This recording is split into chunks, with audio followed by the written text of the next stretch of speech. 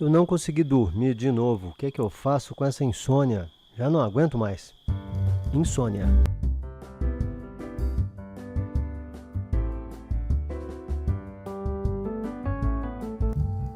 Quem nunca teve uma noite de insônia, dê um passo à frente, por favor, porque todo mundo já teve uma noite sem dormir. E existem aquelas pessoas que apresentam essa dificuldade de sono cronicamente, de maneira prolongada, tanto que a noite vai se aproximando, vai batendo aquele desespero, aquela angústia, aquele medo. Eu não vou dormir de novo, não vou conseguir dormir. E a situação da pessoa se torna realmente de grande sofrimento. É por isso que existem algumas dicas que nós podemos dar para que a pessoa durma melhor. A primeira coisa que nós devemos tentar fazer para dormirmos bem é estabelecer horários bem regulares de dormir e acordar, segundo o que o nosso organismo necessita. Não é? Algumas pessoas dormem 6 horas, outras pessoas dormem 8 horas, outras necessitam de 10 horas ou mais de sono. Nós devemos respeitar, na medida do possível, a necessidade do nosso corpo, não ficando menos tempo na cama, não dormindo menos tempo e nem dormindo mais do que é necessário, porque se você dorme mais do que você precisa também numa noite, você pode prejudicar o sono da noite seguinte. É claro que algumas pessoas, e em algumas culturas, nós temos aquela soneca da tarde, que também é importante, e que se você teve insônia na noite passada, ou se você está submetido a uma carga muito grande de trabalho, você está sem tempo, ocorre isso, a pessoa fica sem tempo de dormir, aquela pessoa que trabalha o dia inteiro, levanta às 4 horas da manhã, vai para o trabalho, chega do trabalho, vai para a faculdade, onde fica até meia-noite, ela vai ter uma carga muito grande de compromissos e não vai ter tempo de dormir. Esse tipo de pessoa, e pessoas que se sintam, de maneira geral, com insônia, que sintam que realmente dormiram pouco, elas podem, à tarde, logo após a refeição, o almoço, dormir alguns minutos. Mas você nunca deve dormir 1 hora, 2 horas. À tarde, após o almoço, o ideal é 20 a 30, 40 minutos no máximo. Vamos falar um pouquinho aqui do quarto. Né? O quarto onde você dorme, durante o dia, deve ser bem limpo, arejado. As roupas de cama devem ser trocadas o mais frequentemente possível. E à noite, esse quarto deve ser bem escurecido. O ambiente deve ser aconchegante, não pode ser muito quente, não pode ser muito frio. E, se possível, colocar aquelas cortinas. Se você tem dificuldade de dormir, colocar aquelas cortinas pesadas que são fechadas à noite, para que a luz não entre no quarto e não atrapalhe o seu sono. Algumas pessoas têm o hábito de levar animais também para a cama. Tem gente que dorme com gato, cachorro, papagaio. Isso deve ser evitado porque, além do comportamento errático do animal, o animal tem um comportamento imprevisível que pode atrapalhar o seu sono. Nós temos as sérias questões de higiene que eu não preciso nem comentar com vocês aqui. Um hábito muito comum das pessoas também é ter no quarto de dormir televisão, equipamento de som, computador, biblioteca. Isso deve ser evitado.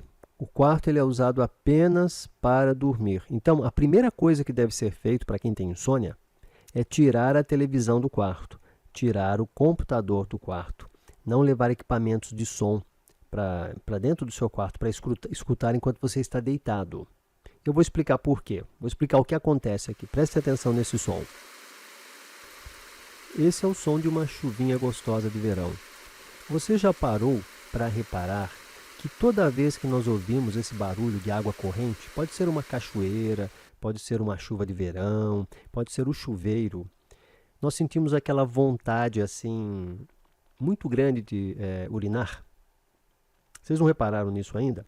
Existe uma coisa que a gente faz no hospital para aqueles pacientes que acabaram de ser operados e não conseguem fazer xixi, eles não conseguem urinar. Nós costumamos ir até o banheiro do quarto do paciente e ligar o chuveiro ou abrir a torneira. Imediatamente o paciente acordado, ouvindo aquele barulho, ele consegue urinar. Isso ocorre porque o organismo ele vai se acostumando com o reflexo. Isso é um reflexo condicionado. Você ouve o barulho da água, você sente vontade de fazer xixi. E isso ocorre também com o sono. Nós estamos acostumados a ir para a cama, deitar, e pelo fato de estarmos deitados estarmos na cama, estarmos cobertos, a luz estar apagada, o nosso organismo avisa, é hora de dormir. Quando você leva computador para o quarto, quando você janta deitado, quando você se alimenta, toma lanche na cama, quando você trabalha na cama, quando você assiste TV na cama, você perde esse reflexo condicionado. Você não passa mais a respeitar esse reflexo. E é por isso que, para que nós readquiramos o reflexo de deitar e dormir, é necessário que você só vá para a cama quando você realmente está com sono. Deu sono, vai para a cama. Deitou. Abriu os olhos, não consigo dormir? Levanta de novo, sai do quarto. Aí você vai ler um livro, vai ouvir um programa de rádio, você vai fazer uma leitura, mas não pode ser livro de terror, não é? Não pode ser o jornal também da manhã, porque a gente se assusta muito com o que está escrito no jornal. Então, você vai procurar fazer uma leitura, ouvir uma música leve, até que o sono venha de novo, Você não vai para a internet, porque se você está com insônia, levanta, vai para a internet, você sai do computador às 7 horas da manhã. Então você vai ler um livro, uma leitura que não seja muito aterrorizadora, não é? Ou você vai ouvir uma música leve, quando bate, ou fazer uma oração. Como nas orações a gente repete um mantra, não é? A gente repete uma frase ou repete algumas palavras constantemente, aquilo causa sono também. E o sono voltando, você vai para a cama. Você deitou, o sono passa? Levante-se da cama novamente. Isso acontece com muita gente, né? Eu estou com sono, eu vou para a cama, eu acordo. Mas você deve começar a praticar esse ritual. O sono vai embora, você se levanta, sai da cama e vai fazer alguma coisa, digamos, mais ou menos chata. E aí o sono começa novamente a se organizar. O problema é que as pessoas querem isso de maneira imediata, e não é assim. Essa organização, essa reorganização na estrutura do teu sono demora algumas semanas, às vezes alguns poucos meses para acontecer. Então requer de você comprometimento com a melhora do seu quadro. E é por isso que você também, como já comentei, deve evitar de cochilar durante o dia. Se você realmente tem um problema grave de insônia, você deve evitar de fazer exercícios físicos próximos da hora de dormir. O que é próximo da hora de dormir? Até umas 4 horas antes. Você não vai correr à noite e depois tentar dormir, que é impossível, né? O nível de adrenalina no teu sangue está alto.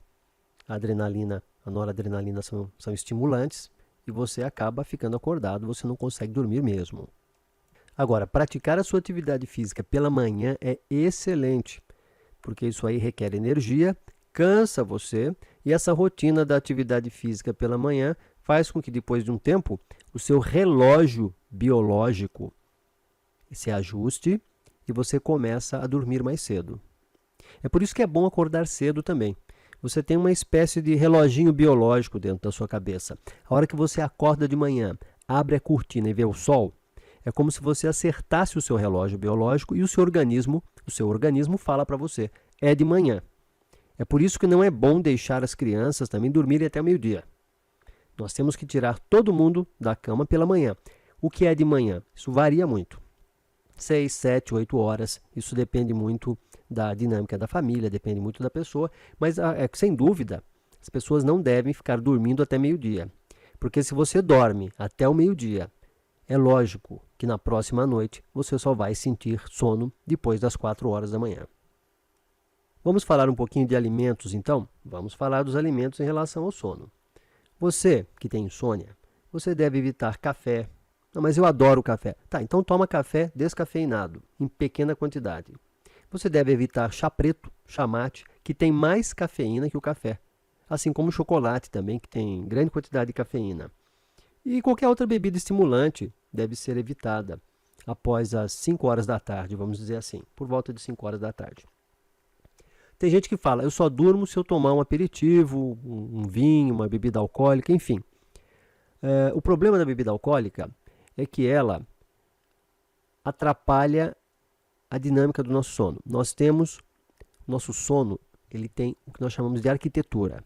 Nós temos uma estrutura de sono que é alterada se você usa bebida alcoólica, de maneira que o álcool ele induz o sono, pode até induzir o sono, relaxar, né? Mas ele atrapalha o desenrolar natural do sono. Então, a qualidade final do seu sono, se você ingere constantemente o álcool, não é uma qualidade de sono boa. Então, o álcool ele deve ser evitado como indutor do sono. Você pode usar o álcool eventualmente, porque o uso social do álcool não causa problema nenhum. Mas como indutor do sono, ele deve ser evitado. É quase bobagem falar, mas todo mundo sabe também que uma dieta, uma ingestão de alimento muito pesado antes de dormir é prejudicial. Você não vai comer uma feijoada e tentar dormir, que você vai ter um bruta pesadelo. Você já sabe disso. Isso aí todo mundo sabe, não é? E é por isso que você deve, então, à noite, evitar uma alimentação muito pesada. Existe um ditado, né, uma brincadeira que a gente faz em medicina, que a gente fala o seguinte: você deve tomar o café da manhã como um rei, almoçar como um príncipe e jantar como um mendigo. Ou seja, o mendigo come pouco, não é? Então, à noite, o jantar é leve, a alimentação é leve. Você não deve ir com fome nem com sede para a cama, porque você vai ter insônia, você vai ter dificuldade de dormir com fome ou com sede. Mas também não deve beber muito líquido, porque você vai acordar no meio da noite para se levantar e urinar, não é? Então a gente deve usar bom senso. A gente deve usar uma grande quantidade de bom senso para conseguir induzir bem o sono. Eu ia esquecendo de falar também, mas esses refrigerantes que terminam com cola no final, eles também podem prejudicar o seu sono. Então, refrigerantes, de maneira geral, estimulantes, esses energéticos, eles devem ser evitados à noite. O cigarro atrapalha muito o sono também. Eu sou um inimigo ferrenho do cigarro porque eu tenho entes queridos que eu perdi, não foi um só, foram alguns entes queridos que eu perdi por causa do uso do cigarro. Eles desenvolveram câncer pulmonar. Então, o cigarro ele é o mal. O cigarro ele deve ser evitado a todo custo, deve ser abandonado. Eu não vou nem comentar aqui porque todo mundo já sabe do malefício que o cigarro causa, mas em relação ao sono também ele prejudica a indução do sono. Então, para resumir, não fique brigando com a cama. Vira para cá, vira para lá. Eu não consigo dormir. O que vai acontecer? Olha o galo cantando. Olha que a hora está passando. Se você fica olhando no relógio e vira para cá, vira para lá, vira para cá, vira para lá, você aumenta a sua ansiedade, você não vai conseguir dormir mesmo. Então o ideal é pensar o seguinte: olha, não estou com sono, eu vou levantar, vou ler um livro, vou assistir televisão, não. Eu vou ouvir uma música, ler um livro, vou rezar, vou orar. Enfim, você vai fazer uma atividade tranquilizadora e você vai dizer para você mesmo: não adianta ficar sofrendo aqui, todo mundo dorme, todo mundo dorme. Para você ter uma ideia, uma das pessoas que ficou mais tempo sem dormir foi um cidadão chamado Randy Gardner. Em 1965, ele ficou 11 dias sem dormir, porque ele queria entrar para aquele livro dos recordes lá, o Guinness Book, né? Então, todo mundo dorme. Uma hora ou outra, o sono vem e você vai acabar dormindo. Então, coloque isso na cabeça, vai ler o seu livro, né? Mas eu tenho que trabalhar no dia seguinte, o que eu faço? Não tem jeito. Aquela noite você não consegue dormir, você vai ler alguma coisa. E sabe, muitas vezes, você mudando a sua perspectiva, eu não consigo dormir mesmo, o sono vem. Porque o que impede o sono, às vezes, é a ansiedade, é a expectativa, que já começa às 6 horas da tarde, quando começa a escurecer, quando começa a chegar a noite. Já vem aquela expectativa: eu não vou conseguir dormir, eu não vou conseguir dormir, e aí então o sono não vem. Então você mudando a sua referência, mudando a sua expectativa, você muitas vezes consegue dormir. Tem aquela história também dos velhinhos, muitas vezes chegam os velhinhos lá: doutor, eu não consigo dormir de jeito nenhum. Eu falo: muito bem, quanto tempo faz que o senhor não dorme? Eu não durmo há 1 ano. Eu pergunto: mas como não consegue dormir há 1 ano? O senhor dorme à tarde, o senhor dorme, não é? Não durmo, não prego os olhos há 1 ano. Então, o que é isto? A pessoa afirma, geralmente a pessoa de idade, ela jura que ela não dorme há 1 ano, 2 anos, 10 anos. Isso tem um nome. O nome disso é despercepção do sono. A pessoa não percebe que ela dorme. Parece piada, mas é verdade. A própria família, às vezes, relata: dorme sim, doutor. Ele senta na frente da televisão, ele dorme a tarde inteira sentado na frente da TV. Daí à noite ele não consegue dormir. Isso ocorre e a pessoa fala: não, mas eu estou acordado. Né? O idoso fala: não, estou ali acordado, estou ouvindo tudo, eu sei de tudo, mas estou só de olhos fechados. E a pessoa dorme realmente. Pode não ser um sono de muita qualidade, pode não ser um sono profundo, mas ela dorme.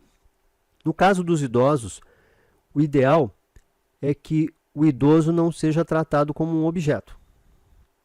O ideal é que nós possamos oferecer para o idoso atividades durante o dia, oferecer oportunidades para que ele fique ativo, se movimentando, para que ele não entre nesse quadro de despercepção do sono e para que ele possa dormir à noite. Mas a questão do sono no idoso é uma questão que eu vou discutir numa outra oportunidade, porque ela é bem delicada. Esse foi só um comentário breve aqui sobre a despercepção do sono. E atenção, esposas, hein? Principalmente as esposas, atenção. O marido ronca muito. O marido senta na mesa para almoçar, dorme sentado, enquanto ele espera o finalzinho da preparação da alimentação. O marido para no sinal, no tráfego, o sinal está vermelho, para, dorme. Você vai na casa da sua irmã, leva o marido senta no sofá e dorme. Todo mundo conversando ali, seu marido roncando alto ali. Preste muita atenção. E ele ronca muito à noite. Você já não aguenta mais aquilo. Preste muita atenção. Ele é um candidato sério aí a uma apneia do sono. Se o seu marido, ou a sua esposa, né? É mais comum a gente ouvir a queixa da esposa sobre o marido roncando. Se o seu marido ronca muito, você deve procurar a avaliação de um especialista de sono, que muito provavelmente irá solicitar para o seu cônjuge, para o seu ente querido, uma polissonografia que vai identificar ou não problemas de dinâmica de sono. Né? Enfim, falando de gente que ronca, vamos lembrar que quem ronca geralmente são os mais gordinhos, né? É o pessoal que tem um aumento excessivo de peso. Então, uma coisa que ajuda a dormir melhor é a perda de peso, que é a primeira coisa, viu? Que o especialista em sono vai pedir para você. Se você é obeso e você ronca e você fala: eu tenho sono o dia inteiro e à noite, por exemplo, eu não durmo, enfim, não durmo bem, eu acordo várias vezes, é porque você faz apneia muitas vezes, então você vai procurar um especialista. A primeira coisa que ele vai pedir é para você fazer atividade física e para você perder peso. Não tenha dúvida disso. Uma outra coisa que eu queria comentar com vocês a respeito do sono é aquele caso que é muito comum da mãe que chega e fala: meu filho, o Júnior, ele está com insônia. Ele deita, não consegue dormir. Então, a gente pergunta para a mãe o seguinte: tudo bem, está com insônia, né? Ele não dorme, que horas que ele consegue dormir? Ele consegue dormir 5 horas da manhã. 5 horas da manhã, muito bem. Aí eu pergunto: em que horas ele levanta? Ah, doutor, ele levanta 3 da tarde, né? O senhor quer o quê também? Isso acontece muito nas férias. A família não coloca limites para o adolescente. Ele vai ficando na internet, no Orkut, enfim. Ele fica ali ligado de madrugada e ele vai jogando o sono dele para frente, cada vez dormindo mais tarde. Só que ele deita 6 horas da manhã e acorda 3 horas da tarde. Então, isso aí, pais e mestres, isso aí não é uma insônia. Isso é um erro de higiene do sono. Isso é um erro de higiene do sono. Existem duas coisas que a gente pode fazer nessa situação, né? Primeiro, ou realmente começar a tirar, obrigar o jovem a levantar cedo, mais cedo. Eu sugiro, às vezes, você vai tirando ele cada 2, 3, 4 dias, uma semana, você vai tirando ele 1 hora mais cedo da cama. É uma opção. Você vai vendo qual é a capacidade dele de adaptação e vai tirando 1 hora mais cedo da cama até chegar lá 8, 9 horas da manhã, nas férias, ou então, se ele já tem esse problema crônico, assim, ele sempre faz isso, coloca ele para estudar de manhã. Porque ele vai ter que acordar de manhã e não deixa dormir à tarde. Não pode deixar ele dormir depois do almoço, né? Porque esses jovens, eles chegam da escola, almoçam e vão dormir, dá umas 6 horas da tarde. Então, de madrugada não vão dormir mesmo. E também não vão produzir nada de madrugada, né? Não vai estudar, não vai fazer lição, não vai fazer nada. Ele vai ficar na internet, ligado, no computador, etc. Então, não deixar ele dormir à tarde e se ele já tem esse problema de jogar o sono para frente, né? Fazer ele estudar de manhã. Outra opção, se ocorreu apenas isso aí nessas férias, foi uma eventualidade, por exemplo, você pode, no período de férias, ainda ir jogando o sono para frente. Ou seja, você faz ele deitar, vamos supor que ele está deitando 5 horas da manhã. Você faz um programa de ele deitar 6 horas da manhã no dia seguinte, 7 horas da manhã, 1 ou 2 dias depois, 8 horas da manhã ele deita, depois 9, ele vai jogando para frente. Então, ao longo de alguns dias, ele deita, por exemplo, 10 horas da manhã e dorme. Ele deita 11 horas da manhã e dorme. Ele deita meio-dia e dorme. Ele vai jogando o início do sono para frente e, do ponto de vista fisiológico, às vezes isso é mais fácil do que fazer ele acordar cedo. Você joga para frente o sono, daqui a pouco ele está deitando 6 horas da tarde, 7, 8, daqui a pouco ele alcança o horário normal de sono e daí você começa a tirar ele cedo da cama, não deixa ele dormir até tarde. Então, lembrando, esta última orientação foi para aqueles pais cujos adolescentes deitam 5 horas da manhã e levantam 3 horas da tarde, por exemplo, nas férias, né? A gente, que é adulto, precisa colocar limite na criançada, precisa orientar os meninos, porque eles não são mini adultos, né? Eles não têm a crítica que nós temos para essas questões, né? Eles querem viver, eles querem curtir, né? Do ponto de vista deles, eles estão certos e a gente tem que colocar os limites, não é? Não é fazer tudo o que eles querem, não. Eles têm que fazer aquilo que é certo e quem vai dizer o que é certo somos nós, que somos pais, não é? A gente tem que não oprimi-los, mas a gente tem que retomar aí as rédeas da educação dos nossos filhos, né? Isso aí é uma coisa muito importante. Ah, e esses jovenzinhos assim, geralmente a gente não medica com remédio não, hein? Por favor, nada de ficar dando diazepam, ficar dando lorazepam, ficar dando outros pans aí derivados diazepínicos para o teu filho, não.